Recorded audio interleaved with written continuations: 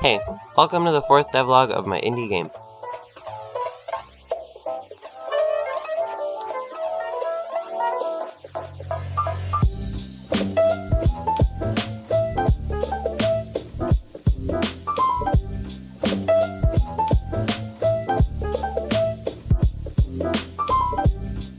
So it's been about 2 weeks since I worked on my game, and I completely lost my momentum.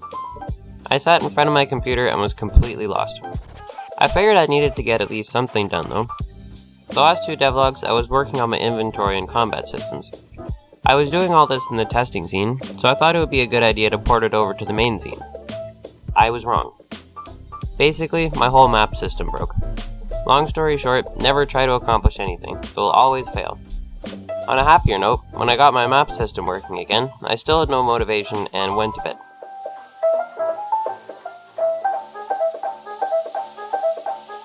Okay, today was the day I got my groove back. I stared blankly at my screen for 20 minutes and finally snapped out of it. I got to work implementing enemy spawning in my main scene, and look at that beautiful frame rate.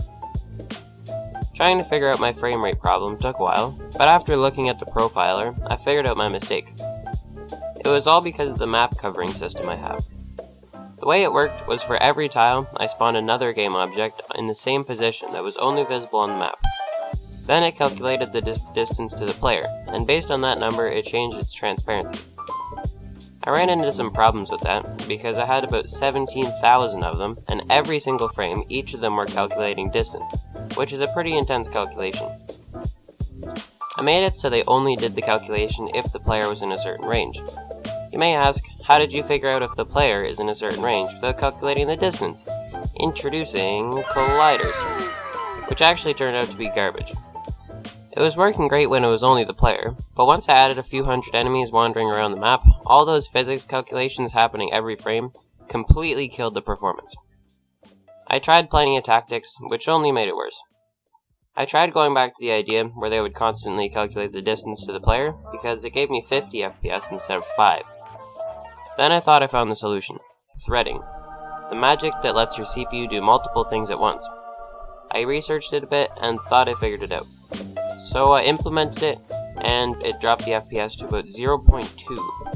Apparently if you use too many threads, it can actually negatively impact their performance.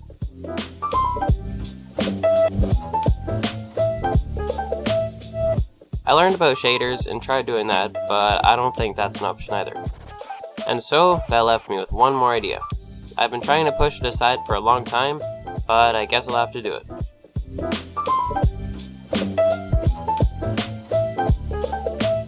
Today I started work on a chunk system.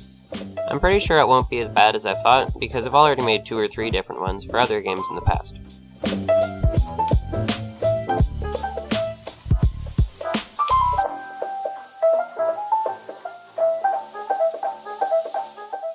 Yes, you read that right, it is now Friday.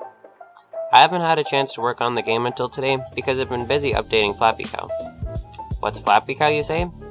It's the first real game I made, and it's really good, and it's totally not Flappy Bird. Shut up. Anyways, back to the game. It took a few hours, but I got the chunk system working. I added the enemies back in, and I had a beautiful 150 FPS instead of 4. I added chests into the game, and now it's actually playable. I don't have enough content in this video, so just enjoy some high quality gameplay. As usual, if you have any questions or ideas, make sure to leave a comment. Thanks for watching, and have a beautiful day.